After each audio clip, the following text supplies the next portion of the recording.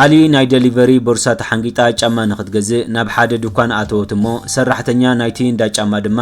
ኣለባብሳን ቦርሳን ሪኣ ነቲ መሳርሕታ ዳንኤል ዝኣዘዝካዮ ምግቢ መጺካሎ በለቶ።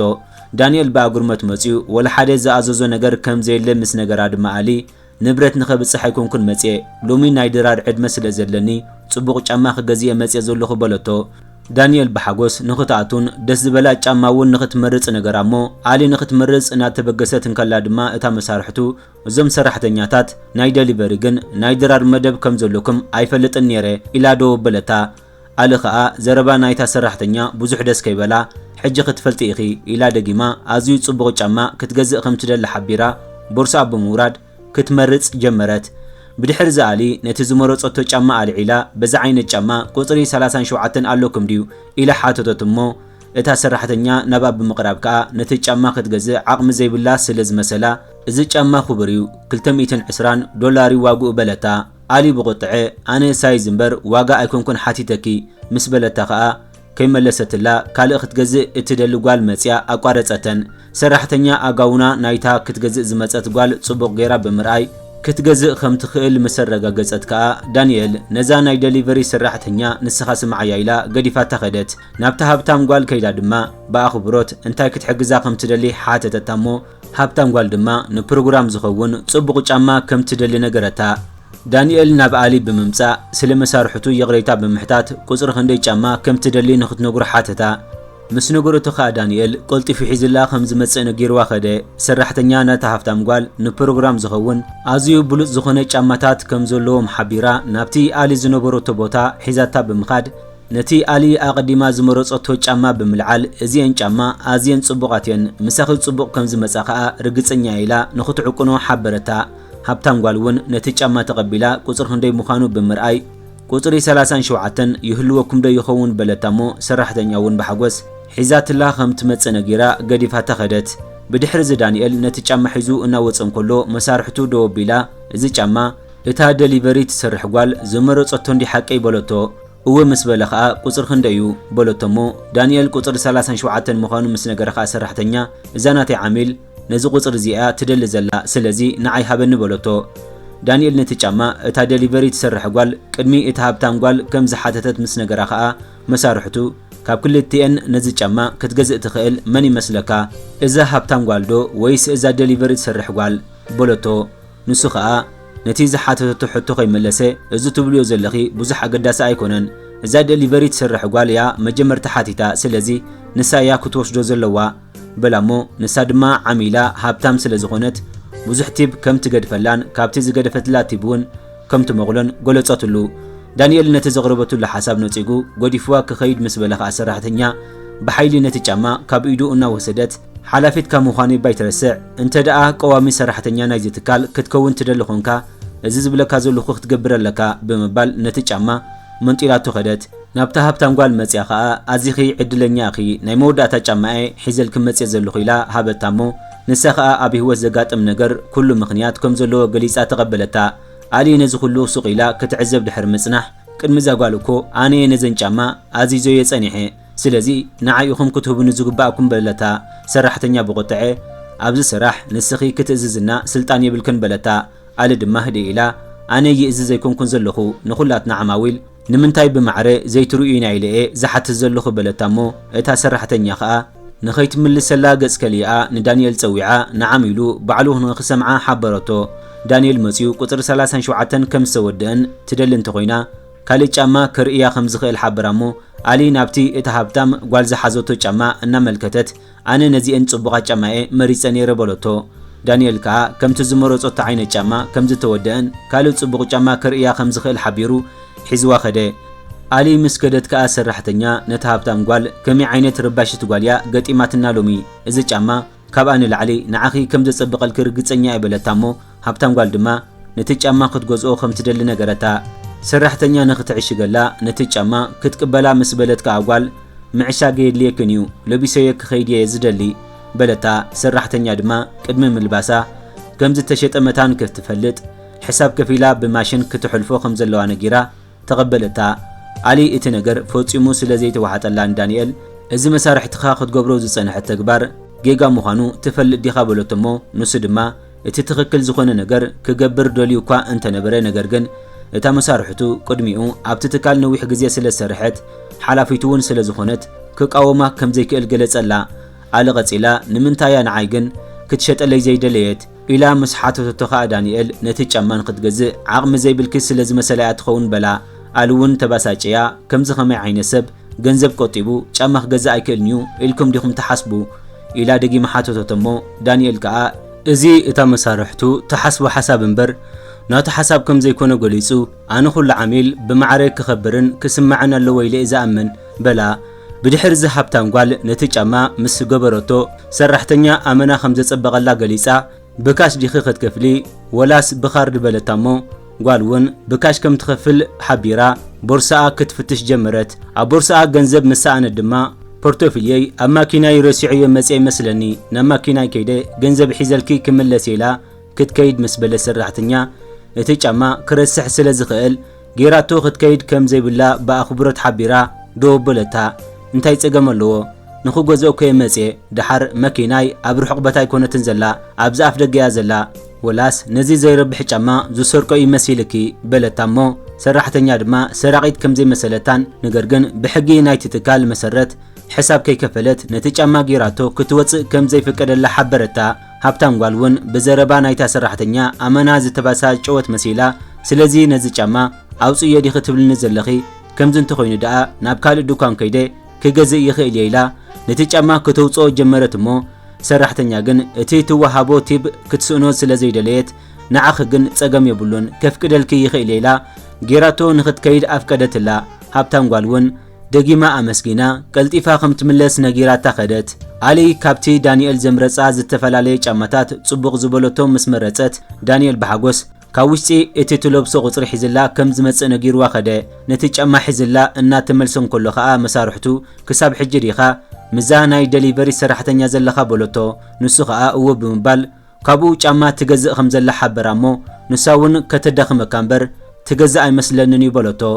ወላድኣ ኣይትግዛእ እምበር ከምቲ ኣቐዲማ ዝገበሮቶ ጌራ ክትቅበላ ከም ዘይነበራ ምስ ሓበረኻ ኣጓል ኣነ እዚ ጫማ ርግፀኛታት ኮይና ክንሸጦ ስለ ዘለናየ ከምኡ ገይረ ብዝኾነ ሕጂ እውን እቲ ጫማ ሸይጠየ ካብ ማኪናኣ ገንዘብ ሒዛ ክሳብ ትምለስ ዝጽበያ ዘለኹ በለቶ። ዳንኤል ብስምባደ ገንዘብ ከይከፈለ ዲኺ ነቲ ጫማ ሒዛቶ ንኽትከይድ ኣፍቂድክላ በላ እሞ ንሳ ድማ እወ ብምባል በጃኻ ነዚ ጫማ ክሰርቆ ትኽእል እያ ኢልካ ከይትሓስብ እንተኽኢልካ ነዛ ትሸጠላ ዘለኻ ኣባጻጻሒት ምግቢ ኣሚንካ ዝኾነ ንብረት ከይትህባ በለቶ። ንሱ ድማ እቲ ዝገበሮቶ ነገር ጌጋ ከም ዝኾነ ሓቢርዋ ኸደ። ብድሕሪ እዚ ሃብታም ጓል ንድሕሪት ገጻ ቀባሕባሕ እናበለት ናብታ ኣብ ቅድሚኣ ዝነበረት ማኪና ተኣቱ መሲላ ደው በለት እሞ ንድሕሪት ገጻ ጠመተት። ዝከታተላ ሰብ ከም ዘየለ ምስ ረኣየት ከኣ ሃዲማ ካብቲ ኸባቢ ረሓቐት። ዳንኤል ነቲ ጫማ ካብ ባኮ ኣውፂኡ ጽቡቕ ጌራ ንኽትርእዮ ናብ እግራ እናኣተወላ እንከሎ ኣሊ ኣብ ልዕሊ ዓሚል ብዘለዎ ኣኽብረት ኣመና ተገሪማ ተመልከተቶ። ዳንኤል ነቲ ጫማ ምስ ኣልበሳ እዚ ጫማ ኣዝዩ ዱልዱል ስለ ዝኾነ ንነዊሕ ግዜ እውን ደው እንተበልኪ ፈጺሙ ሙቸት ኣይክኽልክለክን ይበላ። ኣሊ እውን ኣዝዩ ጽቡቕ ጫማ ምዃኑ ገሊጻ ንድሕሪት ብምጥማት ከምዘን ክልተ ኣብ ላዕሊ ዘለዋ ጻዕዳን ጸሊምን ጫማ ቁጽሪ 37 ይህልወኩም ዶ በለቶ። ዳንኤል እውን ኣመና ተገሪሙ እወ ብምባል ከም ዘለዎም ገሊጹ ንኽርእያ ነቲ ጫማ ኣውሪዱ ዓቐና ሒዝላ ንኽመጽእ ከደ። እታ መሳርሕቱ እናረኣየቶም ከሎ ኸኣ ክልተ ጫማ ሒዝላ ናብ ኣሊ መጸሞ ኣሊ እውን ንኽልቲኡ ነቲ ጫማ ጽቡቕ ጌራ ድሕር ምርኣይ ንሰለስቲኡ ጫማ ከም ትገዝኦ ሓበረቶ። ዳንኤል ኣመና ተገሪሙ ንሰለስቲኡ ነቲ ጫማ ዓሽጉ ከም ዘዳልወላ ሓቢሩ ነቲ ጫማታት ተቐቢልዋ ናብቲ ሕሳብ ዝኽፈለሉ ቦታ ኸደ። ኣሊ እውን ተኸቲላቶ ብምኻድ ነታ መሳርሕቱ እንታይ ደኣ እታ ሃብታም ዓሚልኪ ክሳብ ሕጂ ኣይተመለሰትክን ድያ ብለታ እሞ ሰራሕተኛ ድማ ተጸዊጋ ኣብ ውሕድ ሰከንድታት ከም ትመጽእ ነገረታ። ኣሊ ካብ ትኸይድ ነዊሕ ደቃይቕ ስለ ዝገበረት ሕሳብ ከይከፈለት ሃዲማ ክትከውን ከም ትኽእል ምስ ነገረታ ድማ ሰራሕተኛ ንምንታይ ዕላማያ ሕሳብ ከይከፈለት ትኸይድ ኢላ ሓተተታ። ኣሊ ኣብዚ ግዜ እዚ ብኸምዚ ዓይነት መንገዲ ሰባት ክሰርቁ ጀሚሮም ከም ዘለዉ ነገረታ እሞ ሰራሕተኛ ኸኣ ተቖጢዓ ኣብ ልዕሊ ዘይትፈልጥዮም ሰባት ፍርዲ ምሃብ ጌጋ ምዃኑ ትፈልጥ ዲኺ በለታ። ኣሊ እውን ዝኾነ ሕማቕ ነገር ከም ዘይተዛረበት ገሊጻ ክሳብ ሕጂ ስለ ዘይተመለሰት ሃዲማ ክትከውን ትኽእል እያ ኢለ ስለ ዝሓሰብክየ ስለዚ ከይድኪ ከተረጋግጽዩ እቲ ዝሓሸ በለታ። ሰራሕተኛ ግን ከም ትምለስ ርግጸኛ ኮይና ክደልያ ኣይከይድኒ ምኽንያቱ ከም ትምለስ ርግጸኛ የበለታ ዳንኤል ነቲ ጫማታት ዓሽጉ ምስ ወደአ ድማ ጠቕላላ ሕሳብ $650 ኮይኑሎ በላሞ ኣለ ድማ ብካሽ ከም ትኸፍሎ ሓቢራ ካብ ቦርሳ ብዙሕ ገንዘብ ኣውፂኣ ቆፂራ ሃበቶ ንሱ እውን ተቐቢሉ ነቲ ገንዘብ ቆፂሩ ምስ ወደአ ትኽክል እዩ ዘሎ በላሞ መሳርሕቱ ድማ ናቡ ብምቕራብ እቲ ዝሃበቶ ገንዘብ ፌክ ክኸውን ስለ ዝኽእል ከረጋግጽ ከም ዘለዎ ሓበረቶ ኣለ ብሕርቃን ፌክ ኣይኮነን ምስ በለታኻ ቀፂላ ኣይትሕርቅባ ኣነ ሕጊ ናይ ዝትካል ክኽተል ከም ዘለዎ ሓቢሮ የበለታ ኣለ ከዓ እዚ ሕጊ ትብልዮ ዘለኺ ግን መጀመርታ እታ ጓል ጫማ ለቢሳቶ ክትከይድ እንከላ ኢኺ ክትሕልውዮ ነይርክ በለታ እሞ ካብ ቦርሳኣ ገንዘብ ኣውፂኣ ድማ ስለቲ ዝገበርካለይ ጽቡቕ ኣቀባብላ እዩ ብምባል ንዳንኤል ቲብ ሃበቶ ንሱ እውን ደስ ኢልዎ ኣመስጊኑ ተቐበላ ቀፂላ ከዓ ነታ መሳርሕቱ እዛ ጓል ግን ኣይትምለስን እያ ስለዚ ኣቐድምኪ ናብ ፖሊስ እንተደወልኪ ክሕሸክ በለታ ዳንኤል ድማ እቲ ትብላ ዘላ ሓቂ ከይኮነ ስለ ዘይተርፍ ከይዳ ከተረጋግጽ ከም ዘለዋ ነገራ ጓል እውን ብዙሕ ደስ ከይበላ ንኽትርእያ ኸደት ምስ ከደት ከዓ ኣሊ ሓደ ሕቶ ክሓተካ ብምባል ካብ መሳርሕቱ ተፈልዩ ንምንታይ ንበይኑ ክሕግዛ ከም ዝደሊ ንኽነግራ ሓተተቶ ዳንኤል እውን ዝኾነ ሰብ ይግዛእ ኣይግዛእ ክሕግዞ ናተይ ሓላፍነትን ስራሕን እዩ ምኽንያቱ ዓሚል ክቡር እዩ ድሓር ከዓ ብዓቢኡ ሰብ ኢኺ ከም ሰብ ከዓ ከኽብረክን ክካናኸነክን ኣለኒ ኢሉ ነቲ ጫማታት ተረከባ ሰራሕተኛ ከዓ ኣብ ደገ ነታ ጓል ምሳነታ ብስምባደ እናጎየት ናብ ሓንቲ ኣብ ኣፍ ደገ ዝነበረት ማኪና ብምኻድ ክትፍትሻ ጀመረት እሞ ሓደ ወዲ መፂኡ ከዓ እንታይ ክትገብር ዘለኻ ኣብ ማኪናይ ኢሉ ኣቋረፃ ንሳ ድማ እታ ማኪና ናይ ሓንቲ ከይከፈለት ዝኸደት ዓሚሎም መሲልዋ ክትፍትሻ ከም ፀንሐት ነጊራ የቕሬታ ቀይሕ ክዳን ዝለበሰት ጓል በዚ ክትሓልፍ ርኢኸያ ዲኻ በለቶ ንሱ እውን ቀይሕ ክዳን ዝገበረት እናጎየት በቲ ማርሻ በይዲ ከም ዝሓለፈት ነገራ እሞ ከም ሰረቐታ ኣረጋጊፃ ብሕርቃን እናሓንሓነት ገዲፋቶ ናብ ስርሓ ተመልሰት እናጎየት ናብ ዳንኤል ብምምጻእ ከዓ እቲ ሃብታም ጓል ነቲ ጫማ ሒዛቶ ከም ዝሃደመት ነገረቶ እሞ ኣለ እውን ንዘረባኣ ሰሚዓ ምእማን ደኣ ኣብይኽን እምበር ነጊረኩ ኮ ነይረ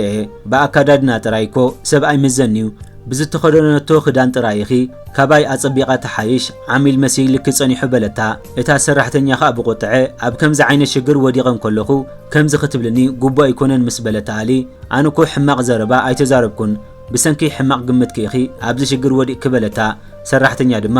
ሓገዝ ንኽትረክብ ሕጂ ተቐላጢፋ ናብ ፖሊስ ክድውል ከም ዘለዋ ገሊፃ ሞባይላ ኣውፂኣ ክድውል ጀመረት ኣብ ከምዚ ውጥረት እንከለዉ ድማ ዋና ናይቲ ትካል መፂኡ እንታይ ዘጋጠመ ነገር ለድዩ ናብ ፖሊስ ትድውል ዘለኽ በላሞ ሰራሕተኛ ድማ ብፍርሒ ሓንቲ ዓሚል ገንዘብ ከይከፈለት ጫማ ሒዛ ከም ዝሃደመት ነገረቶ ዋና ትካል እቲ ነገር ምርዳእ ስለ ዝኣበዮ እንታይ ክትዛረብ ዘለኺ ፌክ ገንዘብ ድያ ሂባትክ ከይዳ ወይስ እቲ ካርድ እዩ ፌክ ከይኑ ጸኒሑ በላሞ ሰራሕተኛ ከዓ ሰጋእ መጋእ እናበለት ናይ ጫማ ሕሳብ ከይከፈለት ሎቢሳቶ ካብ ማኪና ገንዘብ ንኽተምጽእ ከም ዘፍቀደትላ ብኡ ጌራ እውን ከይከፈለት ከም ዝሃደመት ነገረቶ ንሱ ድማ እቲ ዝገበረቶ ነገር ብሕጊ ናይቲ ትካል ዝተኸልከለ ምዃኑ ነጊሩ ከመይ ገርኪ ከተፍቅድላ ትኽእሊ በላሞ ንሳ ከዓ ክሰርቕ ኢላ ፈጺማ ዘይገመተታ ዓይነት ሰብ ምዃናን በዚ ምኽንያት እውን ተኣማሚና ከም ዘፍቀደትላ ነገረቶ ኣብ ከምዚ እንከለዉ ከዓ ኣሊ ቀፂላ ደጋዊ ትርኢት መታለሊ ምዃኑ ነገረታ እሞ ዋና ትካል ንኣሊ ብድምፃ ስለ ዝፈለጣ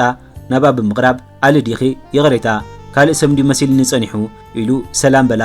ቁፂሉ ከዓ ኣብ ቅድሚኺ እዚ ኩሉ ሽግር ምፍጣሩ ኣዝዩ ዝሕፍር ነገር ይበላ ንሳ ድማ ጸገም የለን ሕጂ እቲ ዝሓሸ መፍትሒ ናብ ፖሊስ ምድዋል እዩ ምኽንያቱ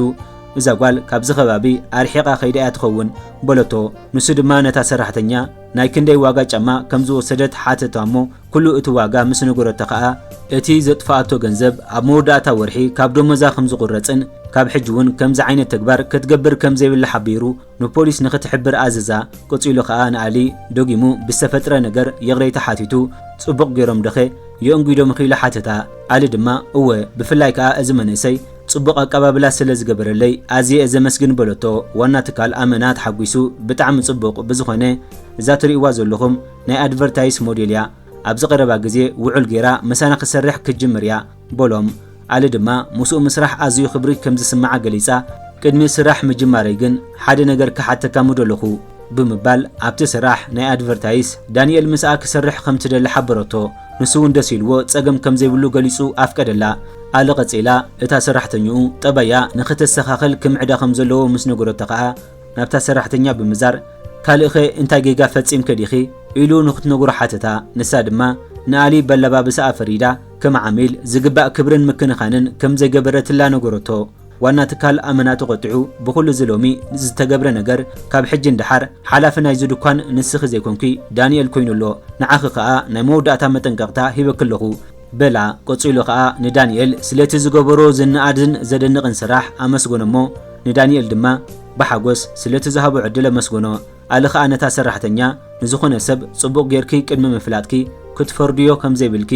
ተመሄድክ ክትኮኒ ተስፋ ይገብር በለታ ዋና ትካል እውን ንኣሊ ብዛዕባቲ ድኳኑ ሓደ ነገር ከርያ ሒዝዋ ኸደ ተፈጸመ ክቡራትን ፍትዋትን ቤተሰብ መሁሳር ንሎም ዝተዳለወ ዝተተርጎመ ሓጺርን መሃርን ፊልሚ